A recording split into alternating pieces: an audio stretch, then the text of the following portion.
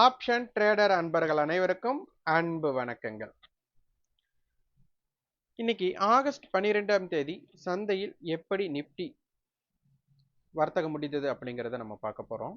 இது நான் காலையிலேயே நம்மளுடைய மெம்பர்ஷிப்ல இருக்கிறவங்களுக்கு கொடுத்தது டேட்டா. இந்த கேண்டில் பார்த்தீங்களா, இது சிந்தட்டிக் ஃபியூச்சர், இது நிப்டியோட ஸ்பாட். இங்க பாருங்க, இதை நான் இது பண்றேன்.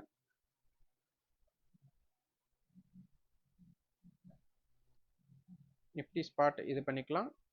அதே போல நமக்கு சிந்தட்டிக் ஃபியூச்சரை இது பண்ணாலும் பண்ணிக்கலாம்.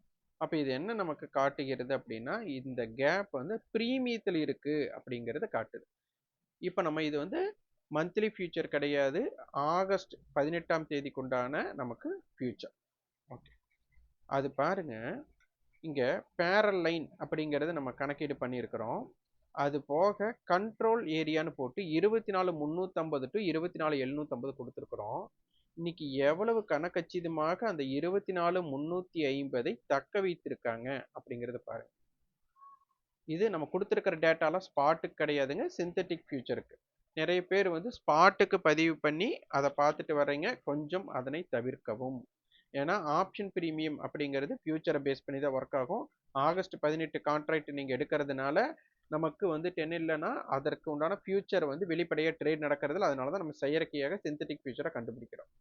அப்போ எக்ஸ்பைரி அன்னைக்கு தான் இந்த கேப் இருக்கு பாத்தீங்களா, இந்த கேப்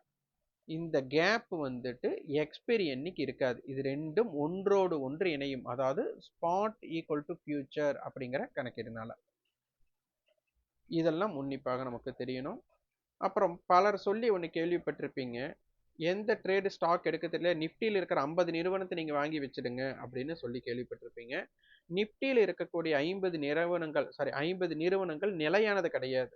அது காலப்போக்கில் ஒரு நேரம் நிஃப்டியில இருந்து சில ஸ்டாக்ஸை வெளியேற்றுவாங்க, சில ஸ்டாக்கை உள்ளீடு கொண்டு வருவாங்க. அது போல இப்போ சமீபமா என்ன பண்றாங்க அப்படின்னா, விப்ரோ நிறுவனத்தை வெளியில அனுப்பிட்டு நமக்கு பிஎஸ்சி நிறுவனத்தை உள்ள கொண்டு வர போறாங்க. இந்த நிகழ்வு செப்டம்பர் 30 இருந்து நமக்கு எஃபெக்ட் ஆகும். இப்ப யோசிச்சு பாருங்க, இப்ப விப்ரோ நிறுவனத்தை நீங்க வச்சிருக்கீங்க, நல்ல நிறுவனம், அது கெட்ட நிறுவனம் சொல்லல, நல்ல நிறுவனம் நிப்டியில் இருக்கு. அப்ப நிப்டியில இருந்து வெளியேற்றிட்டாங்க, இப்ப பிஎஸ்சி உள்ள கொண்டு வருவாங்க. அப்போ நிப்டியில இருக்கிற நிறுவனம் எல்லாம் நல்ல நிறுவனம் அப்படின்னா அது வெளியேற்றவே கூடாது அல்லவா? அப்போ அவங்க ஒரு சில எலிஜிபிள் திங்ஸ் வச்சிருப்பாங்க. அப்போ அந்த டயத்துல என்ன ஆகும், சில நிப்டி ஸ்டாக்ஸுக்கு அதை உள்ள எடுத்துட்டு வராங்க, சிலதை மாற்றம் செய்யும். இப்போ இது மாதிரி மாற்றங்கள் நடந்துட்டே தான் இருக்கும். அப்ப நிப்டி வெயிட்டேஜ் சரி பண்றதுக்காக அது என்ன பண்ணுவாங்கன்னா, அது அந்த நிகழ்வுக்கு நிலையாக வெயிட்டேஜ் இருக்கக்கூடிய நிறுவனத்தை உள்ள கொண்டு வருவாங்க, மற்ற நிறுவனத்தை வெளியேற்றுவாங்க. அதனால பொதுவா எல்லாரும் சொல்ற மாதிரி நீங்க அதை கேட்க கூடாது. அதனால் ஆராய்ந்து முடிவெடுங்க. அப்ப நிப்டி 50 இருக்கக்கூடிய ஸ்டாக்ஸ் எல்லாம் நல்ல நிறுவனங்கள் அப்படின்னு நினைச்சிட்டு கண்ணை மூடிட்டு நீங்க முதலீடு செய்யக்கூடாது. இது ரொம்ப ரொம்ப முக்கியமான ஒரு விஷயம். அதனால் ஆராய்ந்து செய்யுங்க. அப்ப விப்ரோ நிறுவனத்தை வெளியேற்றதுனால அப்ப பிஎஸ்சி உள்ள நிறுவனம் உள்ள கொண்டு வராங்க, இதை செக் பண்ணிக்குவாங்க. அது போக இப்ப நம்ம ட்ரையாங்கிள் ஸ்ட்ராட்டஜி பார்க்க போறோம்.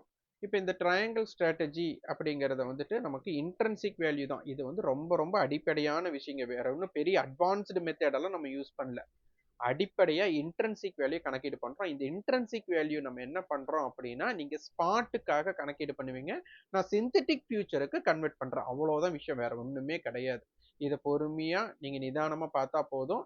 இது நீங்க சேட் ஜிபிடில எதுக்கோ ஒண்ணு நீங்க போட்டு செக் பண்றீங்க அப்படின்னா, நான் போடுற கணக்கீடு தப்புன்னு தான் காட்டும்.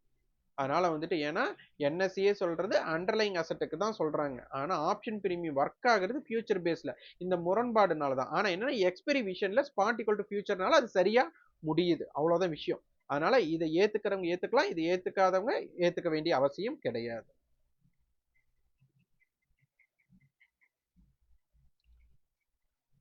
நீங்க மெம்பர்ஷிப்ல இணையணும்னு நினைச்சீங்கன்னா 9842610908 நம்பருக்கு வாட்ஸ்அப் பண்ணுங்க, அதனுடைய டீடைல்ஸ் பெற்றுக்கொள்ளலாம். இது பாருங்க, நம்ம ஒரே ஒரு ட்ரையாங்கிள் தான் நம்ம கொடுத்துட்டு இருந்தோம். இப்போ அந்த ட்ரையாங்கிளை உங்களுக்கு ஹையரார்க்கியாவே கொடுக்க ஆரம்பிச்சிட்டோம். அப்போ 24,507. அப்ப மீட்டிங் பாயிண்டோட கான்செப்ட் என்னன்னா, சேம் டிஸ்டன்ஸ் சேம் பிரைஸ் அப்படிங்கறத இந்த ஹையரார்க்கியில இருக்கக்கூடிய தத்துவம். அப்ப 24,507னால இங்க நம்ம என்ன பண்றோம்னா 24,500 கன்வெர்ட் பண்ணும்போது 350 காலும் 650 புட்டும் சேம் டிஸ்டன்ஸ். இந்த பக்கம் 150, இந்த பக்கம் 150. அதனால ஒரே பிரைஸ் இருக்கும். அதனால தான் இதை எடுத்துக்கிறோம். ஏன் 24,500 கால் புட்டு எடுத்துக்கலாமே அப்படின்னு நிறைய பேர்த்துக்கு தோணும். அது வந்து at the money. At the மணில இன்ட்ரின்சிக் வேல்யூ இருக்காது. முழுக்க முழுக்க அதிகமான எக்ஸ்ட்ரின்சிக் வேல்யூ. அதனால தான் ஷார்ட் ஸ்ட்ராடல் அட் த மணில பண்ணுவாங்க. ஏன்னா இருக்கிறது அனைத்துமே நமக்கு என்னது அப்படின்னா அதுல எக்ஸ்ட்ரின்சிக் வேல்யூ, டைம் வேல்யூ தான். அதனால அப்ப இதை நீங்க புரிஞ்சுக்கணும். அப்ப இன்ட்ரின்சிக் வேல்யூ வேணும்னா ஐடிஎம் ஆப்ஷனை பார்க்கணும். அப்ப அதனால இதற்கு பெயர் என்னன்னா ஐடிஎம் 150. இது ஐடிஎம் 150. அப்ப இது டோட்டல் டிஸ்டன்ஸ் 300. அப்ப இது என்னவா மாறும்? ஐடிஎம் 200. இது ஐடிஎம் 250. இது ஐடிஎம் 300. இப்படித்தான் நம்ம ஹையரார்கி பார்க்கணும். இதே பேஸ்டு நீங்க பார்த்தீங்கனாலே உங்களுக்கு புரிந்து கொள்ள முடியும். அப்ப 24,507 வச்சதுனால 24,350 டு இதோட டிஸ்டன்ஸ் 157. இதுக்கப்புறமெல்லாம் பாருங்க நம்ம என்ன கணக்கீடு போட்டாலும் 50 ரூபாயா ஏறும். ஏன்னா நமக்கு ஆப்ஷன் செயின்ல ஒவ்வொரு ஸ்ட்ரைக்கோட டிஃபரண்ட் 50 பாயிண்ட். அதனால இந்த பக்கம் பாருங்க அதே மாதிரி 50 பாயிண்ட் தான் நமக்கு போகும். ஸோ இது என்னன்னா அழகா இதை வந்து ஒரு கணக்கீட்டு, இந்த கணக்கீட்டை தான் ஆப்ஷன் கிரீக்ஸ்ன்னு சொல்றாங்க. நம்ம இதை வந்து டீகோட் பண்ணி உங்களுக்கு காமிக்கிறோம். இதை எளிமையா புரிஞ்சுக்கிறதுக்காக நீங்க முயற்சி பண்ணணும். உடனே முயற்சி பண்ண முடியாது. ஏன்னா நீங்க வரைபடத்துல அடிக்ட் ஆயிருப்பீங்க. கிரீன் கேண்டில், ரெட் கேண்டில் இதை மட்டும்தான் நீங்க பார்த்துட்டு வந்திருப்பீங்க. ஆனா இது முழுக்க முழுக்க கணக்கீடு. இந்த எக்ஸ்ட்ரின்சிக் வேல்யூ 0 ஆகணும். எப்போனா எக்ஸ்பைரி எண்ணிக்கை.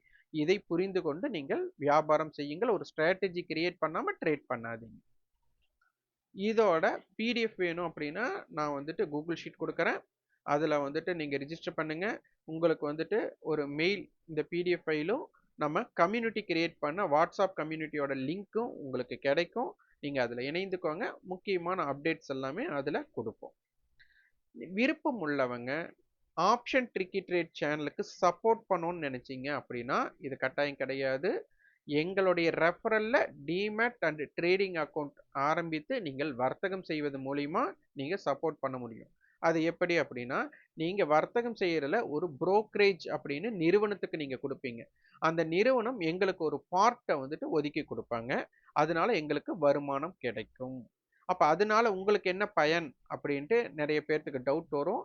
மற்றவங்க மேல பழி போட வேண்டாம். அதை தவிர்த்துறேன், அந்த வார்த்தையை தவிர்த்துறேன். பை செல் ரெக்கமெண்டேஷன் கண்டிப்பா இருக்காது. ஏதேனும் ஒரு விழிப்புணர்வு என்ன கொடுக்கணுமோ அதற்குண்டான மெசேஜஸ் உங்களுக்கு கிடைக்கும். ஆனா பை செல் ரெக்கமெண்டேஷன்ஸ் இருக்காது. எங்க கிட்ட அக்கௌண்ட் ஓபன் பண்ணா இதை பை பண்ணலாம், இதை செல் பண்ணலாம், இந்த ஸ்ட்ராட்டஜி சொல்லி தரேன் அப்படின்னு எதுவுமே இருக்காது. ஸ்ட்ராட்டஜி நான் சொல்லி கொடுத்துருவேனுங்க. சொல்லி கொடுத்துட்டு அது நடக்கலை அப்படின்னா நீங்கள் அதை கேட்டீங்க அப்படின்னா அதுக்கு சமாளிக்கிறதுக்கு நான் என்ன பண்ணுவேன், நீங்கள் அதை பார்த்தீங்களா, இப்படி பார்த்தீங்களா, இப்படி இருந்திருந்தால் நீங்கள் பண்ணியிருக்கலாம், இப்படி இருந்தால் பண்ணியிருக்க கூடாதுன்னு என்ன பண்ணுவேன்னா நான் சப்போர்ட்டிவ் ஏதாச்சும் ஒரு மெசேஜஸ் கொடுத்துட்டே தான் இருப்பேன். அப்போ என்ன ஆகும் அப்படின்னா லாஸ் ஆகிறது நீங்கள் தான். முதல் ஓவர் ட்ரேட் பண்ணக்கூடாது. ஸ்ட்ராட்டஜி கண்டுபிடிச்சிட்டு அமைஞ்சா ட்ரேட் பண்ணுங்க, இல்லையா ட்ரேட் பண்ணணுங்கிற கட்டாயமே கிடையாது. இங்கே நிறைய பேர் வந்துட்டு குயிக்கா சூரியவம்ச படம் மாற ஒரே பாட்டில் வந்து முன்னேறிடணும்னு சொல்லிட்டு ஆப்ஷன் பையரா நிறைய பணத்தை உள்ள கொண்டு வந்து ட்ரேட் செட்டப்பே இல்லாம நான் நினைச்சது நடக்கும்னு ட்ரேட் பண்ணி தேவையில்லாம பணத்தை தான் லாஸ் பண்ணிட்டு இருக்கீங்க. அதனால ஆப்ஷன் பையரா இருந்தாலும் சரி, செல்லரா இருந்தாலும் சரி, ஒரு ஸ்ட்ராட்டஜி கிரியேட் பண்ணிட்டு ட்ரேட் பண்ண முற்படுங்க.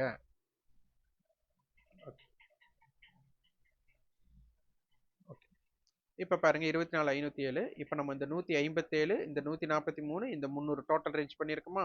இப்போ பார்த்தீங்கன்னா 24 350 காலுக்கு 157, 143. இது நம்ம வந்துட்டு ஏடிஎம் ஸ்ட்ரைக்கோட விலை நமக்கு 150 ரூபா காமன் ஏடிஎம் எடுத்திருக்கோம். இங்க பாருங்க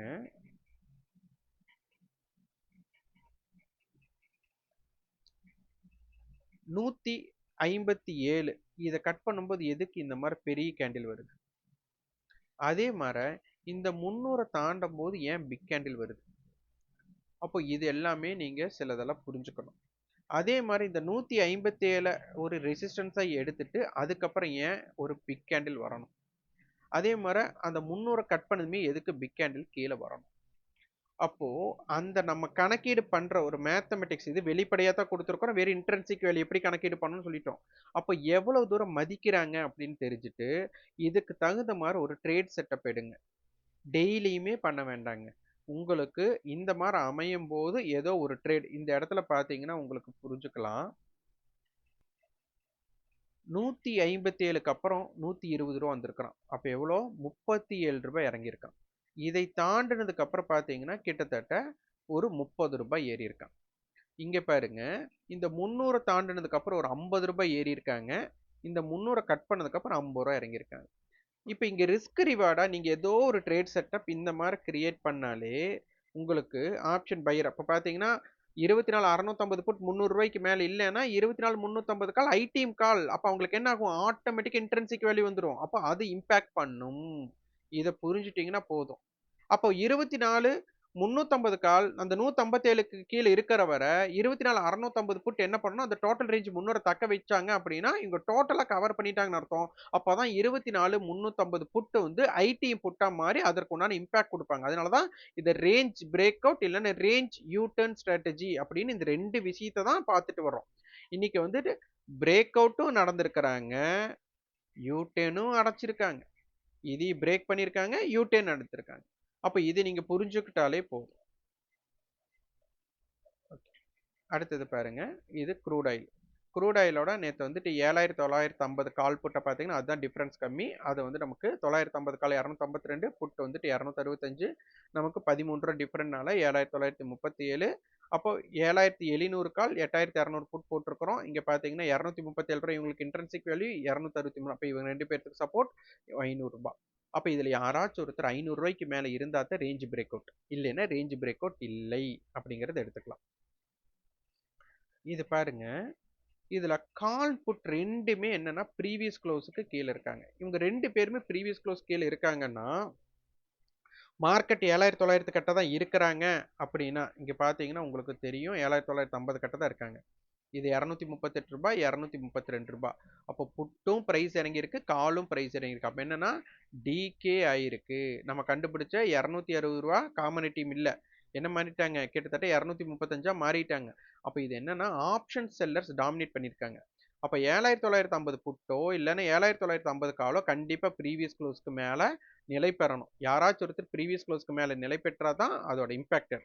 அப்ப என்ன பண்ணணும்? 7,950 கால் புட்டோட ஹைக்கு மேல இருந்தாதான் மார்க்கெட் வந்து அப்ரிசியேஷன் மோட் கிடைக்கிறதுக்கு வாய்ப்பு. இல்லையா? 7,950 புட் ஆப்ஷன் கால் ஆப்ஷனோட ஹைக்கு மேல இருந்தா தான் மார்க்கெட் டவுன் சைடா போறதுக்கு வாய்ப்பு. அப்ப இதை நீங்க கொண்டு வந்தீங்கனாலே புரிஞ்சுக்கலாம். இங்க பாத்தீங்கன்னா தெரியும், இது வந்துட்டு ரெண்டு பேருமே அவங்களுடைய காமனிட்டி 400க்கு கீழே இருக்கிறாங்க. இப்பதான் ஒருத்தர் வந்து மேல வந்திருக்காங்க. இதை நான் ஸ்கிரீன்ஷாட் எடுத்து கொஞ்ச நேரத்துக்கு முன்னாடி. இதை உற்று கவனிங்கள். அடுத்தது இங்க பாருங்க, நானு நிப்டியோட சார்ட் இதுல பாருங்க, இதுல இம்பார்ட்டன்ட் பிரைஸ் அப்படின்னு 175 ரூபாய் வச்சிருந்தோம்.